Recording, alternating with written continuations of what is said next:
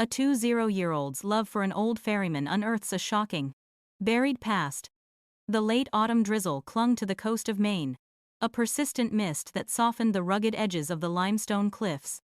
Down at Havens Point Landing, the Serpentine River wound its way through the ancient landscape like a silver ribbon. The docks were deserted, save for a few small boats bobbing gently in the quiet water. An old man with a shock of white hair and a weathered canvas jacket was methodically polishing an oar. His hands were a roadmap of calluses, a testament to a life lived on the water. This was Silas, the last of the old-time ferrymen, nearly 80 years old, and living alone in a small shack built into the hillside. That day, he saw the girl for the first time. She stood alone under the sprawling branches of an old oak, letting the rain fall on her without any attempt to shield herself. Her face was pale and etched with a profound sorrow, her eyes fixed on the distant peak of Mount Cinder. A silk dress, the color of seafoam, clung to her slender frame, her long hair tangled by the wind. She didn't look like a tourist or a local. There was something lost about her, and yet, utterly captivating. Silas guided his boat to the shore. "You're not afraid of catching a cold in this rain, child?" he asked, his voice a low, warm rumble.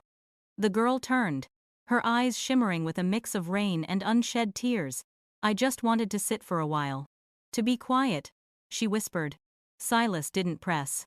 He was used to people who came to Havens Point not to see the beauty, but to escape something else. The boat glided across the water, carrying the girl, Genevieve, 20 years old, into a mystical landscape of river and rock. A place where the only sounds were the dip of the oar and the silent confessions of the human heart. Genevieve was the sole heiress of the Davenport family, one of the most powerful and storied clans in the region. She was born into luxury but raised in loneliness. Her mother, Victoria, was a formidable, accomplished woman with a heart of ice. Her father had passed away when she was a child, leaving a void no amount of money could fill. She lived in a gilded cage, wanting for nothing except freedom. It was why she sought out desolate places like Havens Point, to feel the air in her lungs, to feel real. She never could have imagined that this boat ride, this chance meeting with an old ferryman, would ignite a love affair that would rock the Davenport family to its core. A relationship that defied all logic, convention, and the vast canyon of age between them, destined to leave deep cuts in the hearts of everyone involved. But before the scandal broke, before the whispers began, everything was as peaceful as the river, as quiet as the first look that passed between Genevieve and Silas, a look that would change them both forever. After that first day, Genevieve returned to Havens Point with a quiet regularity. Every afternoon, she would sit in the same spot at the bow of Silas' old wooden boat, where she could listen to the gentle rhythm of his rowing. Silas recognized something in the young woman, not the fleeting curiosity of a city dweller, but the weary persistence of a tired soul. It reminded him of himself, years ago, after he'd lost his wife in a flash flood and sat in the rain for hours, unsure of what he was even crying for. One day, he asked, "What's your name, child?" She looked up from a small notebook. "It's Genevieve. I live nearby, but not many people know who I am." Silas offered a kind smile. "Sometimes, it's tiring when too many people know your name." She laughed the first time he'd ever heard it. It was clear and bright, yet tinged with a sadness like wind chimes in the rain. "And you, sir?" "Silas. People here just call me Silas the ferryman." "Then I'll call you Silas," she said. "It sounds warmer." From then on, he was Silas, and she was Genevieve. He'd save her the best seat on the boat. He brought her sweet oranges from the tree behind his shack. She brought him old books, The Grapes of Wrath, The Adventures of Tom Sawyer, The Old Man and the Sea titles he had once taught in another life, when he was still a teacher. Despite the 60-year age gap, they connected in a way that felt both strange and perfectly natural. She told him about the suffocating silence of her family's mansion, about her cold mother, about the immense pressure to be perfect. He told her about the old days, about the love he shared with his late wife, about how they survived hardship hand in hand. The more she listened, the closer she felt. No one had ever asked Genevieve what made her happy, but Silas did. No one ever listened to her for more than 5 minutes. But Silas could listen for hours. "Genevieve," he asked one afternoon, "aren't you afraid of what people will say? Coming down to the docks to talk to an old man like me?" She looked at him, her eyes shining in the evening light. "I don't care what they think. I only know that when I'm with you, I feel like myself." The words made him pause. For a fleeting second, he saw the ghost of his wife in the young girl's determined gaze. But then he sighed, looking away at the mountains. "You're young. You have the whole world ahead of you. All I have left are a few more years with these oars." Genevieve said nothing, a tender, unnameable emotion swelling in her chest.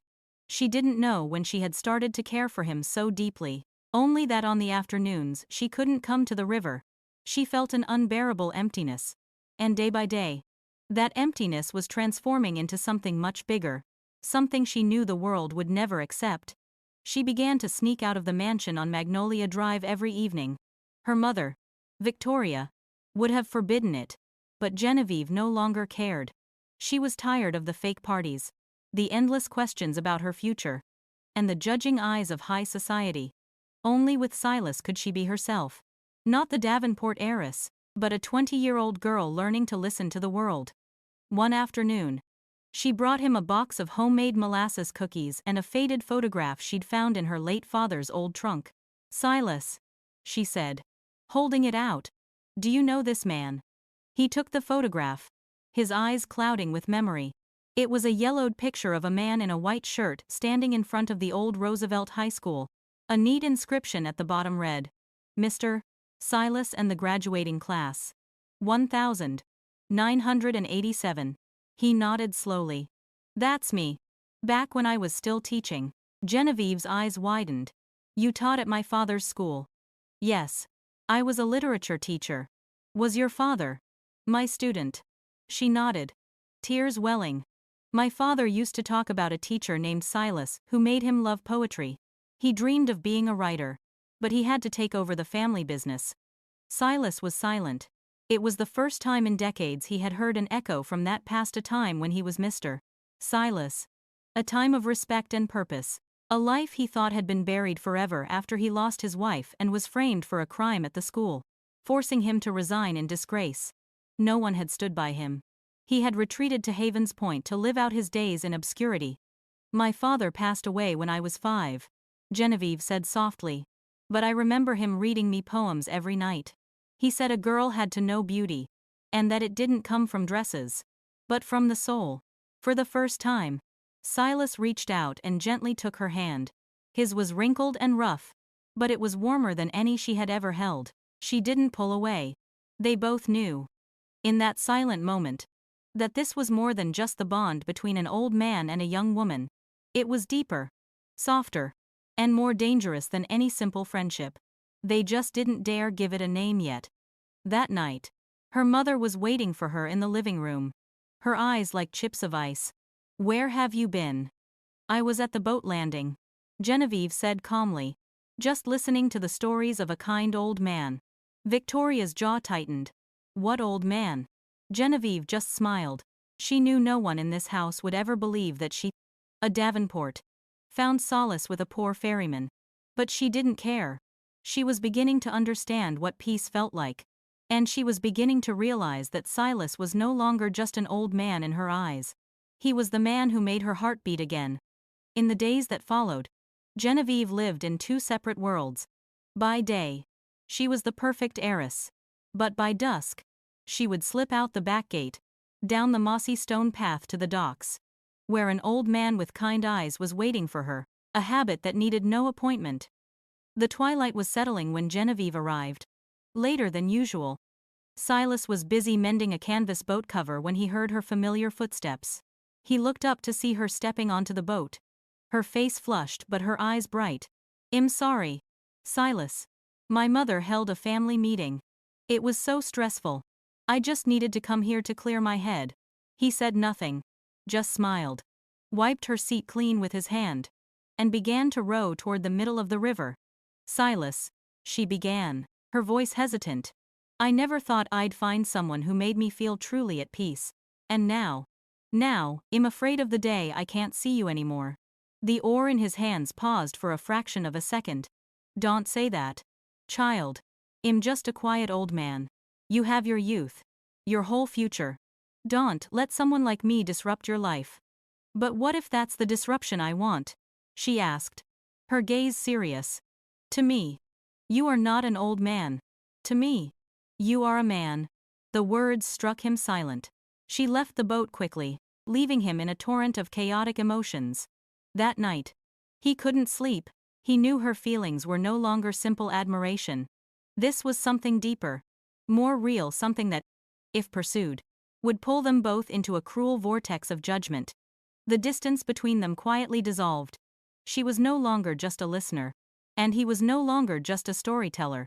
They met now not out of habit, but out of longing. She would bring him small things, a wool scarf shed knitted, a USB stick with classical music for his old radio. And he, once so guarded, now found himself waiting for the sound of her footsteps on the docks. He even started making ginger tea with wild honey, the way his wife used to like it. Theirs was a love story with no confession, no hand-holding, but in every small gesture, an invisible thread was pulling tighter. One rainy afternoon, Genevieve arrived, her coat soaked, carrying a warm apple turnover. Try this. I made it myself.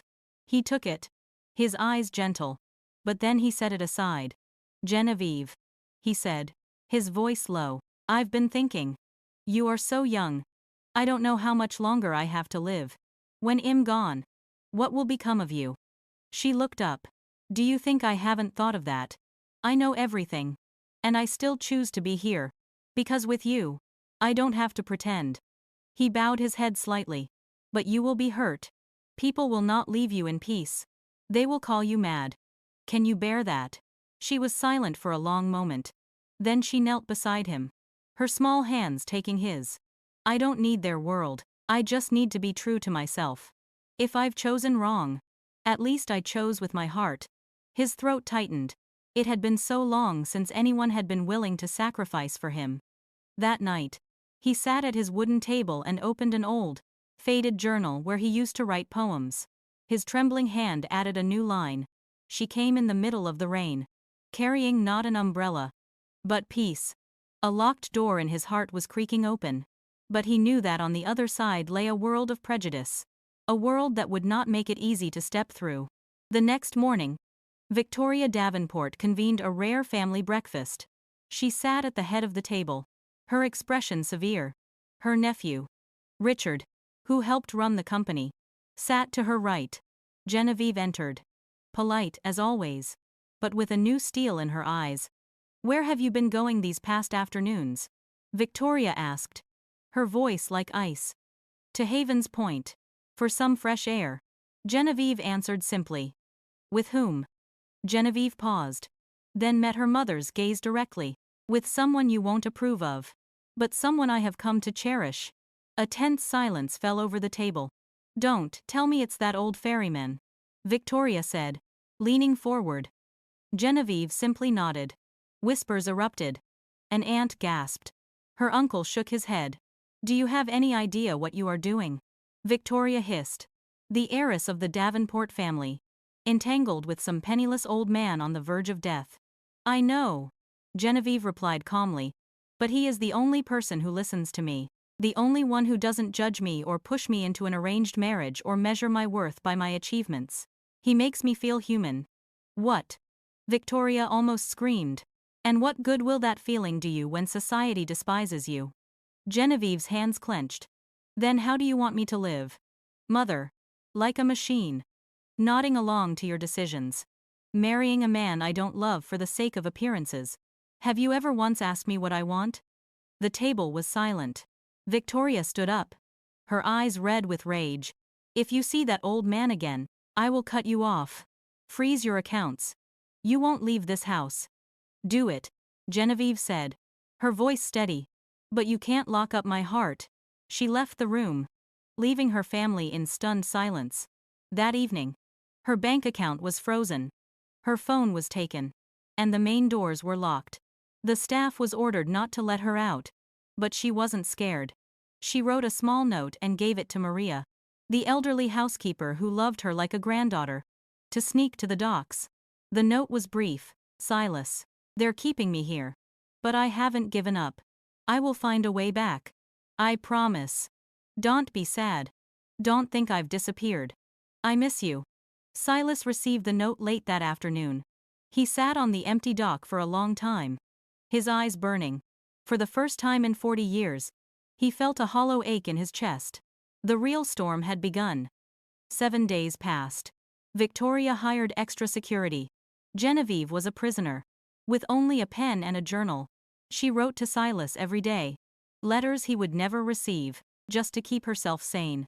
Down at the docks, Silas continued his work, but he was quieter.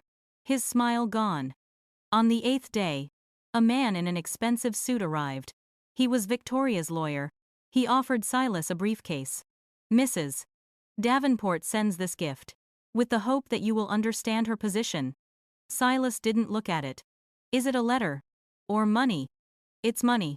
And a proposition. Silas' eyes hardened. Please tell Mrs. Davenport that I don't need her money. I will not sell myself, and I certainly will not sell the feeling someone has for me. Do you really think you're worthy of her? The lawyer sneered. She is 20. You are nearly 80.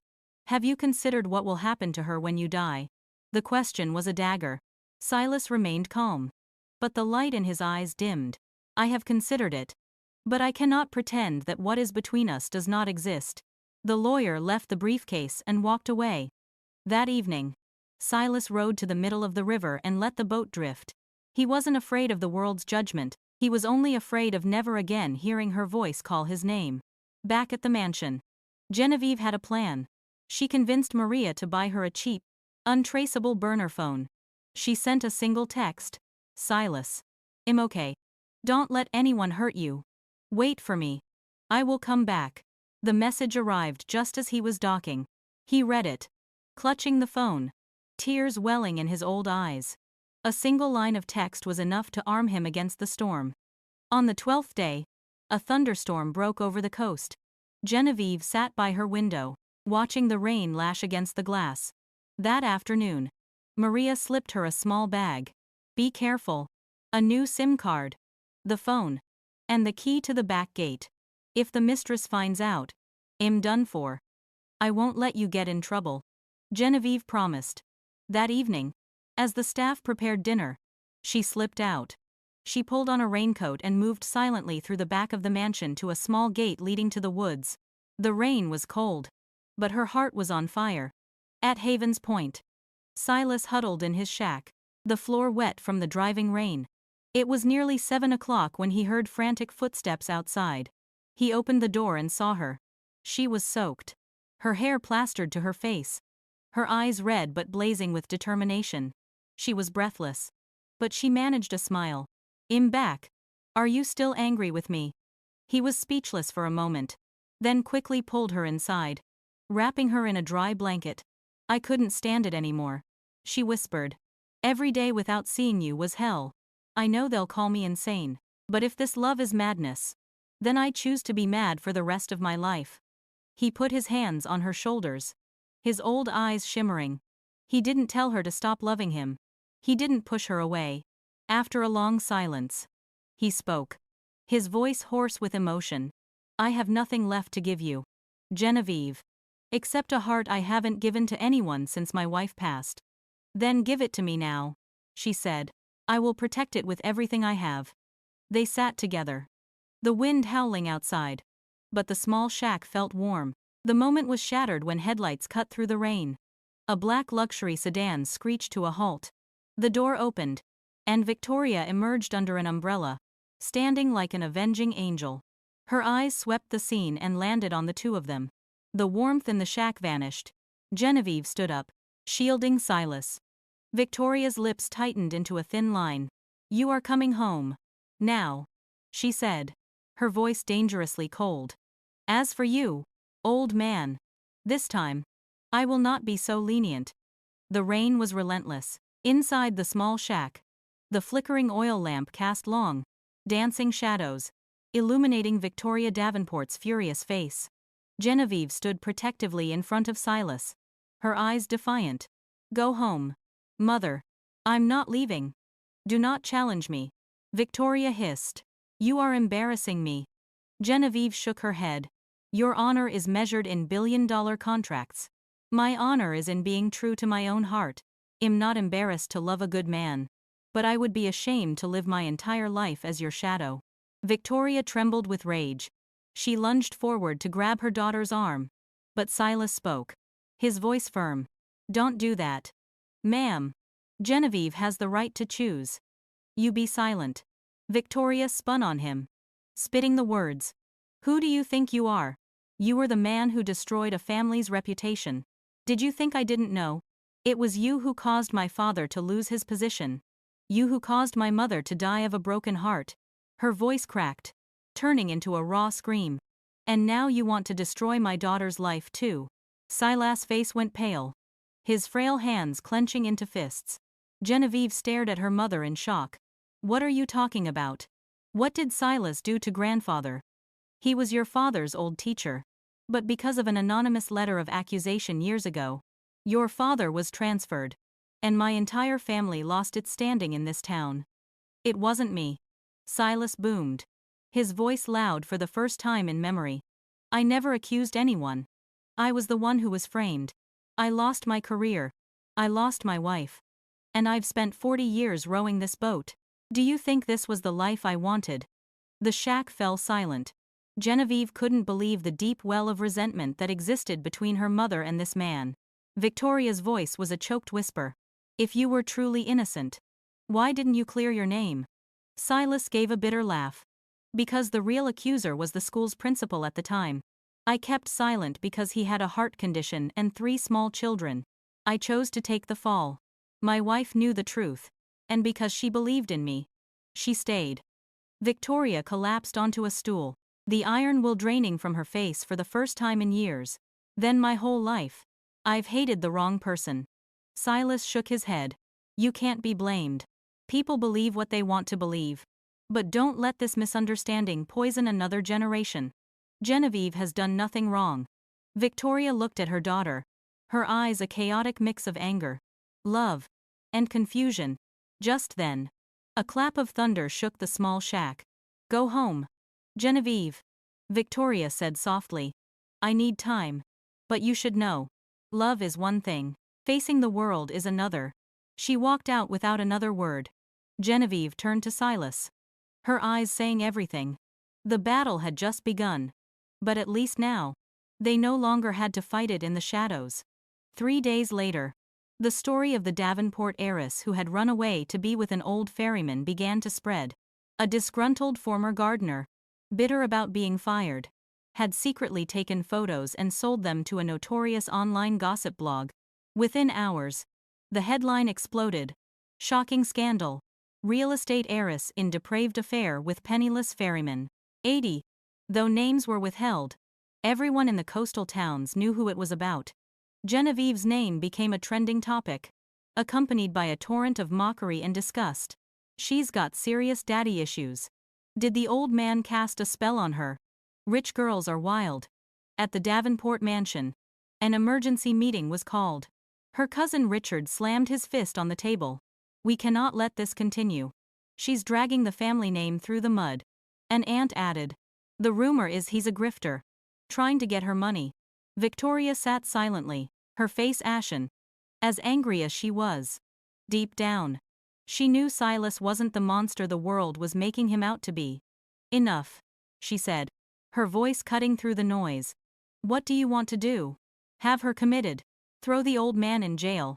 She is 20 years old. She is not a child. The room fell silent. An elderly uncle spoke up. But we have to do something to kill this story.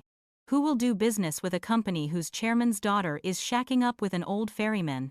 Victoria said nothing. For the first time in her life, she had lost control. At the shack by the river, Genevieve was reading the vicious comments, her eyes burning. Silas gently took the phone from her hands. Don't read it. Child. It's poison. I'm not afraid of what they say about me, she whispered. I'm just afraid of them insulting you. They don't know the man you are. He smiled sadly. People prefer a shocking story to the quiet truth. I only worry for you. A young girl having to endure this. She leaned against his shoulder. If I could choose again, I would still choose you. I don't need a wedding.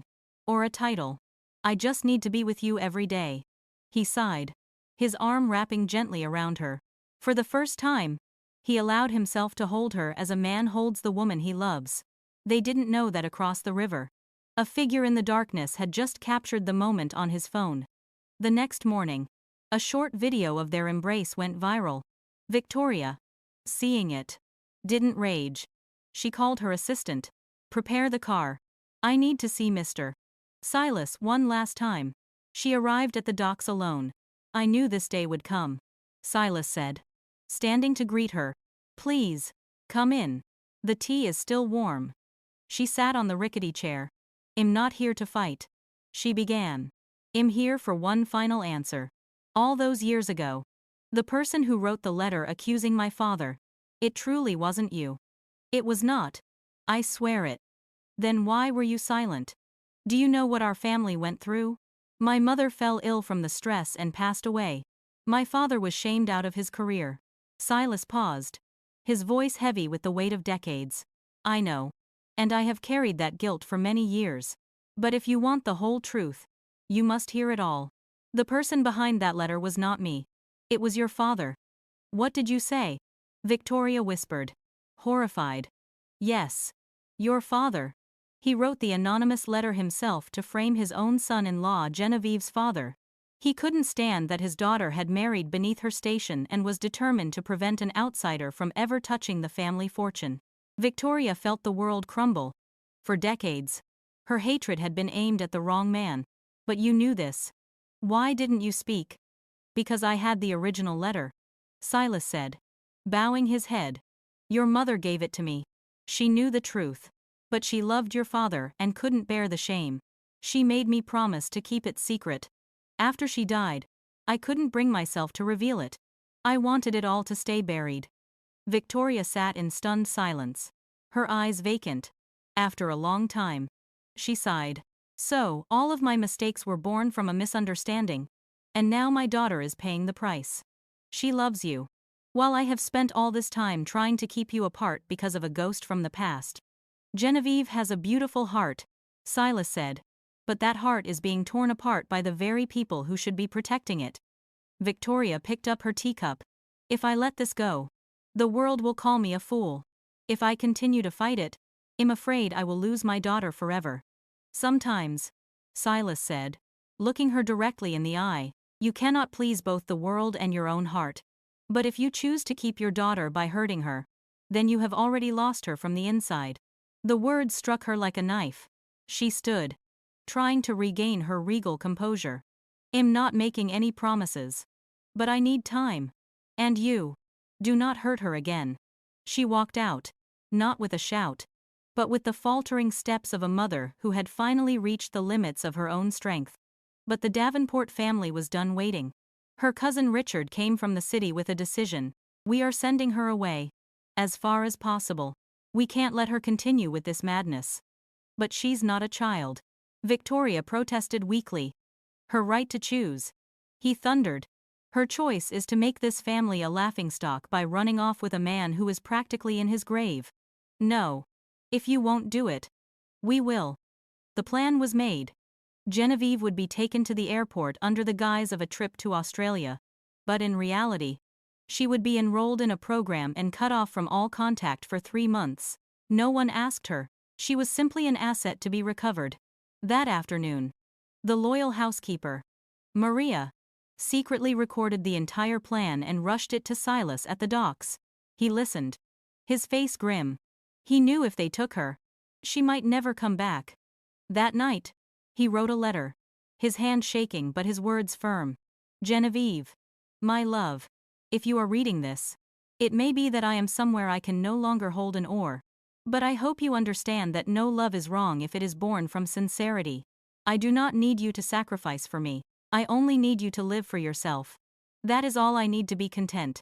He tucked the letter into his coat. The night was cold. He rowed out to the middle of the river and let the boat drift, whispering a poem she had once read to him, But this time, there was no voice to answer him back. De la fan ket, tron ven cho ko chuyen.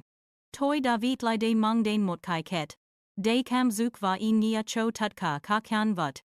The next morning, the news struck like a bolt of lightning. Silas had fallen into the river during the night.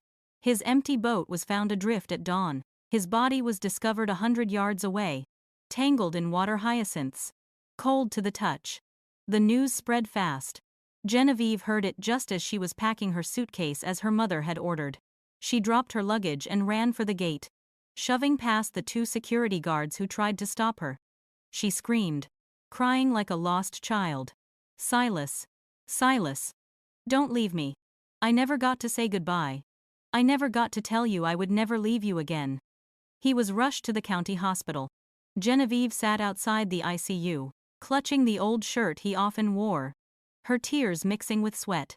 She ignored the stares of her arriving relatives, ignored the camera lenses of the local press. In that moment, her entire world had shrunk to one reality. Silas was in that room, fighting for his life. A nurse gently touched her shoulder and handed her a small plastic bag. Inside was the crumpled letter he had written the night before, found in his coat pocket. Genevieve unfolded it, her eyes devouring each word. She reached the final line.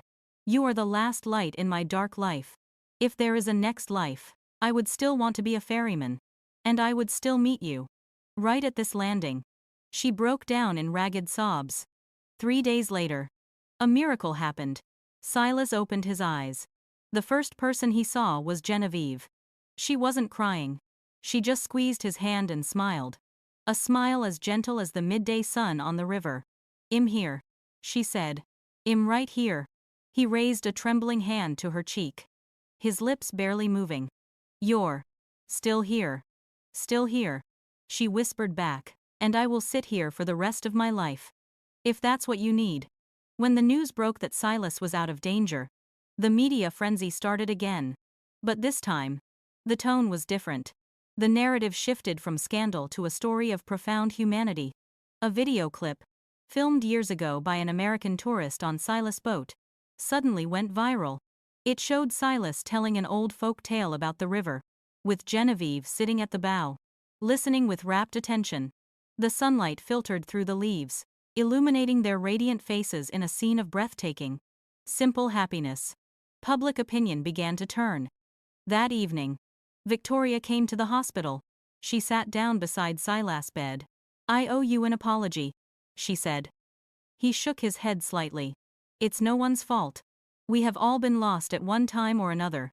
Victoria looked over at her daughter, who had fallen asleep in a chair by the bed. For the first time, she saw that the girl raised in luxury was stronger than she had ever imagined. "If I no longer stand in your way," she asked, "do you dare to hold her hand until the end of your life?" Silas looked at Genevieve, then at his own frail, wrinkled hands. His voice was as soft as the wind. "If you will allow me, I will never let go." A moment of silence passed, and then Victoria smiled. It was the smile of a mother who was tired of fighting and had finally found her answer. "Then I will not stand in your way anymore." "Thank you," Silas said quietly. "Not for giving me a chance, but for saving your daughter." 3 weeks later, Silas was discharged. The first person to greet him was the girl who had once shocked their small world, and who was now the unwavering anchor of his life. Genevieve had hired a small horse-drawn carriage. They sat together, riding slowly through the town as if passing through a change of seasons. People on the street watched, some offering a hesitant wave. The sneers and whispers were gone. A respected newspaper ran a long article titled, "Love Knows No Age, When Sincerity Defeats Prejudice." The story of the old ferryman became a symbol of decency in a cynical world. But just as society began to embrace them, the Davenport family declared war. "We cannot allow our family name to be sunk by this ridiculous affair," her cousin Richard roared at a family meeting. "This is about the honor of the Davenport name." That evening, Genevieve brought Silas back to his shack, but it had been transformed. While he was in the hospital, she had quietly had it repaired. The thatched roof replaced, a proper floor installed, the walls lined with books and paintings. "You need to live better," she said when he was overcome with emotion. I can't let you live in a cold, drafty shack anymore. I don't need a nice house. He wept. I just need you here. She smiled softly. Then this house is to keep me here with you.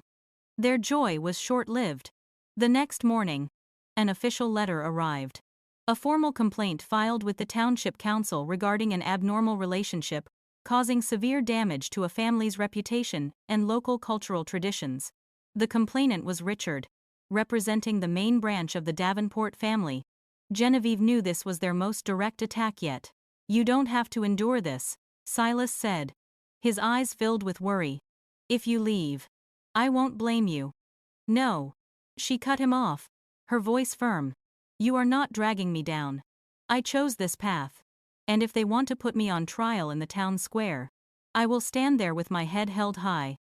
That weekend, the Davenports convened an extraordinary meeting at the family's ancestral home. More than a dozen relatives were present. Genevieve entered hand in hand with Silas, her face calm. We are here to be clear, Richard began.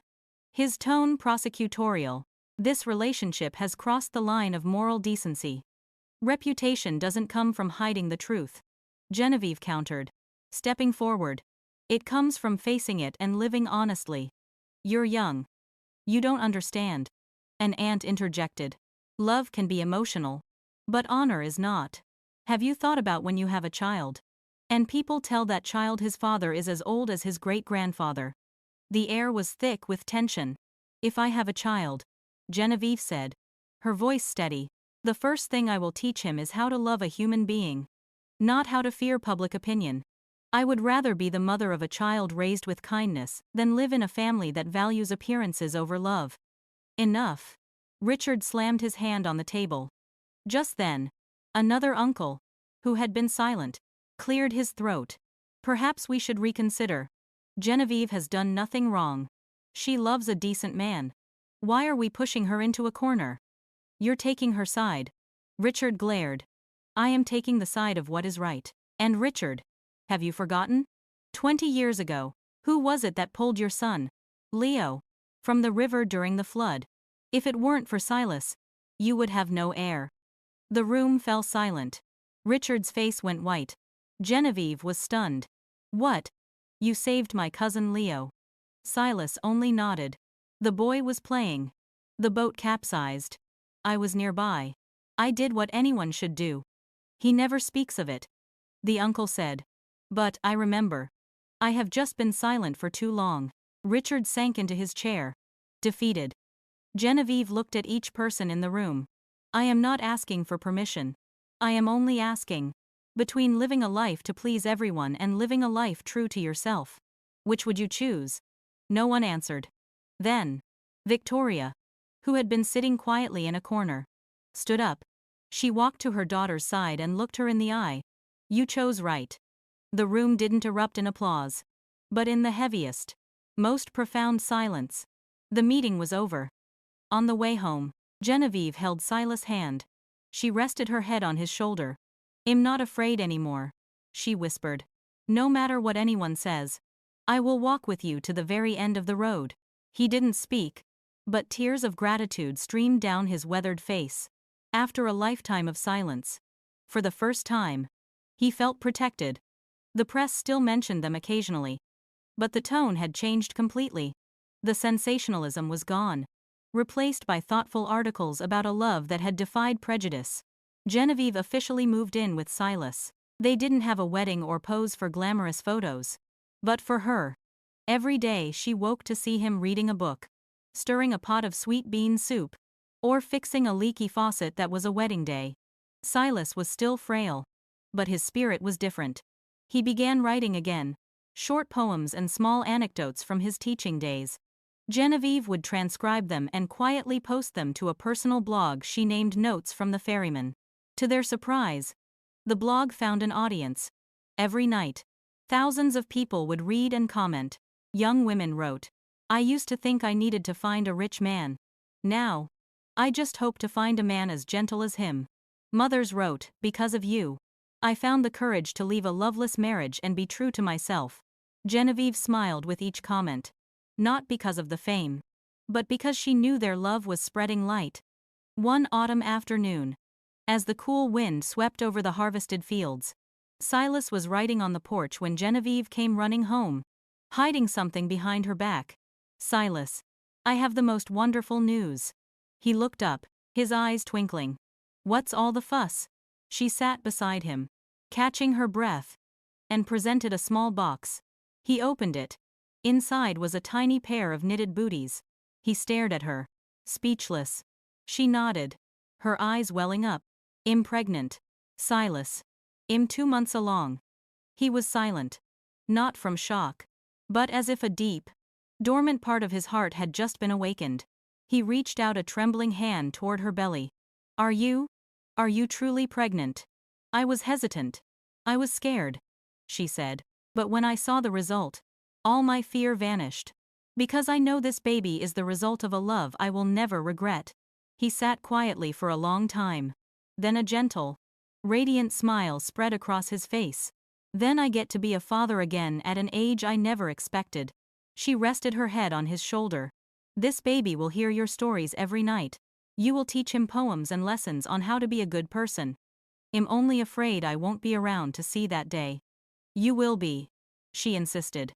"Because I believe that people who live with kindness are always granted a little more time." The news of her pregnancy spread. But this time, the public reacted with a quiet sense of wonder and admiration.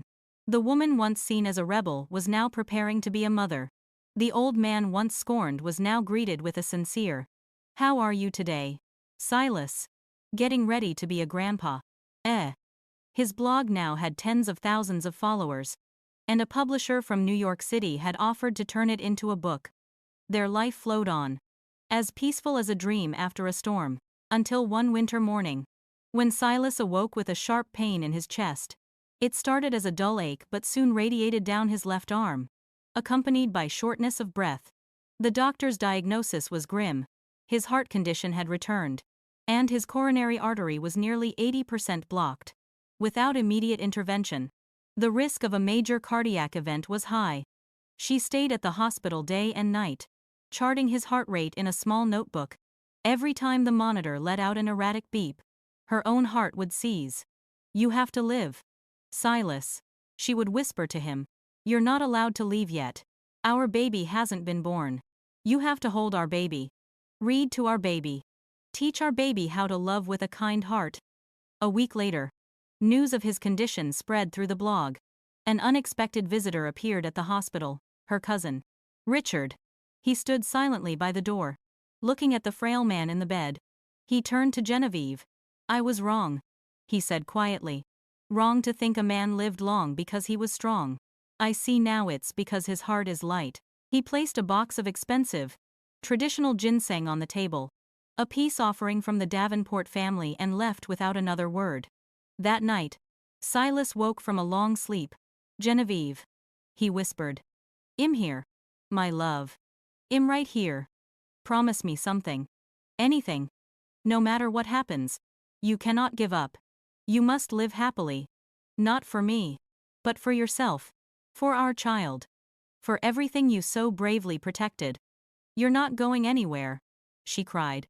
"You have to stay. You have to stay and see our baby." He smiled faintly. "If I am still alive for that, it would be the greatest wish of my life." Outside, the first snow of the season began to fall. A rare sight in their coastal town. A sign of a changing season. In March, Silas' health stabilized, but did not improve. The old, tired heart seemed to be waiting for something. A final piece. One afternoon, Victoria came to visit. Genevieve took a small wooden box from her bag and placed it in her mother's hands. Inside were 2 rings carved from sandalwood, with the names Genevieve and Silas etched into them. "I want to have a small ceremony. Right here in the hospital," she said, her voice trembling but firm. "No laws. No papers. I just need him to know that I am his other half. That is enough." After a long silence, her mother nodded. "I will help you." 3 days later, the third-floor hospital room was tidied. Vases of lotus flowers filled the space. The on-duty nurses and doctors stood quietly in the corner, smiling. Silas wore a clean white shirt, the wool scarf she had made for him draped around his neck. Genevieve wore a simple, pale pink dress, her pregnant belly prominent as she held a small bouquet. It was Victoria who walked her daughter to his bedside. She placed Genevieve's hand in his and said softly, "This is my daughter. Today, I entrust her to you." There wasn't a dry eye in the room.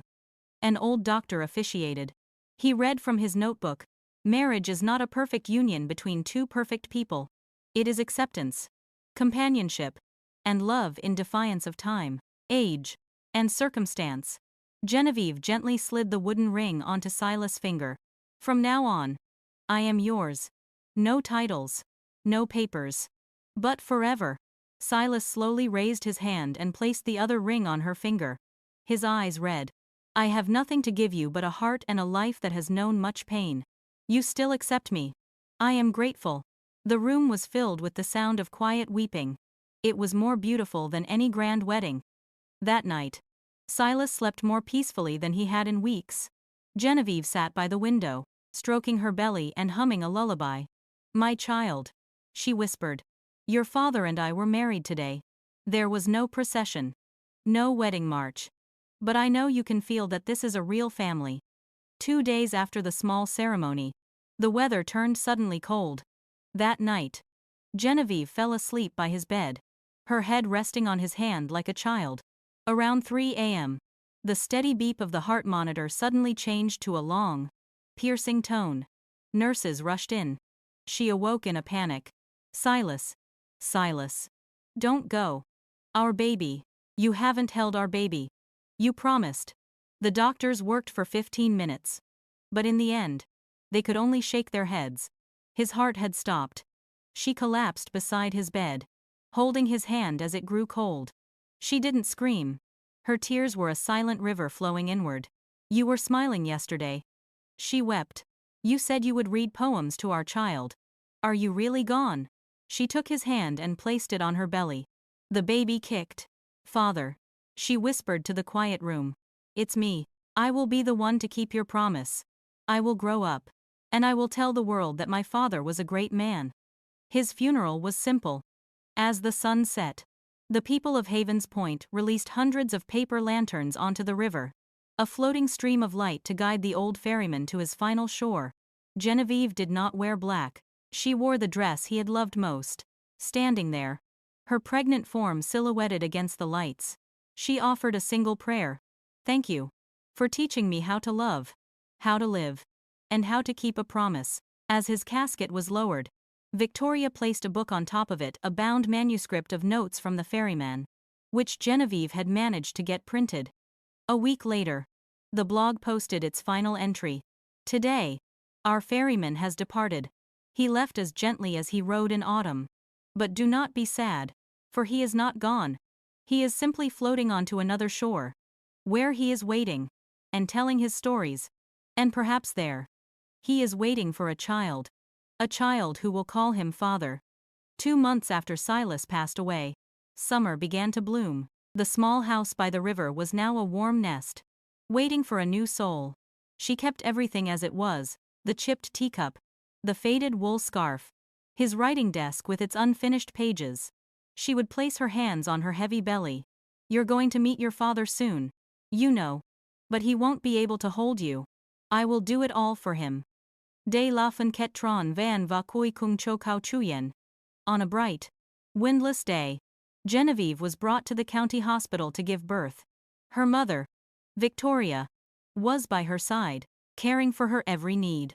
With all her strength, Genevieve delivered a healthy baby boy with rosy skin and a full head of dark hair. She named him Pax, for the peace he represented. "I don't need you to do great things," she whispered into her son's ear. "I only need you to live with the same kindness your father did." Standing beside them, Victoria's eyes filled with tears. She held her grandson in her arms and, for the first time in her life, spoke a truth she never thought she would say. "Your grandfather was the only man I ever knew who dared to love completely, without fear of being hurt." After the birth, Genevieve brought her son home to the small house by the landing. The townspeople came to visit, bringing jars of homemade jam, fresh eggs, and gifts for Silas boy. "He is the finest love story this town has ever known," one old woman said. Genevieve smiled, her happiness radiant. Every evening, she would carry Pax down to the docks and sit in the old bamboo chair where Silas used to sit, telling her son stories about the most extraordinary man she had ever known. The book, Notes from the Ferryman, was officially published and became a phenomenon, not for its fancy prose, but because within its pages, people found a life of simple, profound sincerity. Thousands of copies were sold. But the thing Genevieve was most proud of was the author's credit she insisted upon for every copy. Below her name, there was always a second line, based on the memories of the man I loved, Silas, the ferryman of Havens Point. 5 years after Silas passed away, Havens Point was still lush and green. Pax was now a talkative boy who knew the name of every mountain peak along the river and had a deep love for poetry. He seemed to carry a piece of the old ferryman's soul within him. The blog was no longer updated as often, but Genevieve still wrote one post a month, a way of keeping a promise. She never returned to her wealthy life, instead opening a small, free school for the children in the surrounding hills. A place for the generations who, as Silas had once told her, often went without. The little schoolhouse stood next to the boat landing, its walls decorated with the poems he had loved.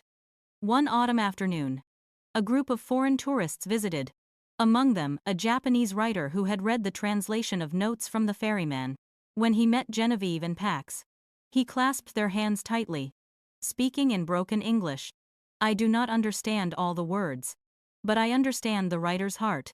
Thank you for teaching the world that love has no age." Genevieve simply smiled. It was the greatest reward of all. On the 5th anniversary of Silas' passing, Genevieve prepared something special. A small wooden boat, an exact replica of the one Silas had used, was permanently set on the ground beside the schoolhouse. She named it the Harbor of Peace. Inside, she placed a thick, empty journal, where anyone who visited could write down a thought about love, about life.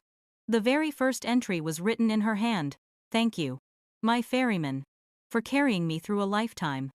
The sun began to set behind the mountains. Pax took his mother's hand. "Mom," he said quietly, "if I write stories like Grandpa when I grow up, will you read them?" Genevieve bent down and kissed his forehead. "I will be the first person to read them. And I will be the one waiting for you at the shore, just like he waited for me." She picked him up, her gaze fixed on the horizon, where the water and the sunset merged into a seamless ribbon of color. Time would pass, and those who came before would be gone, but the love, and the landing, would live on forever in the stories that were told, and in the beating of a small heart born from courage and a love that defied time itself. Thank you all for listening. We'd love to hear your thoughts, so please leave a comment below. Your support means the world to us.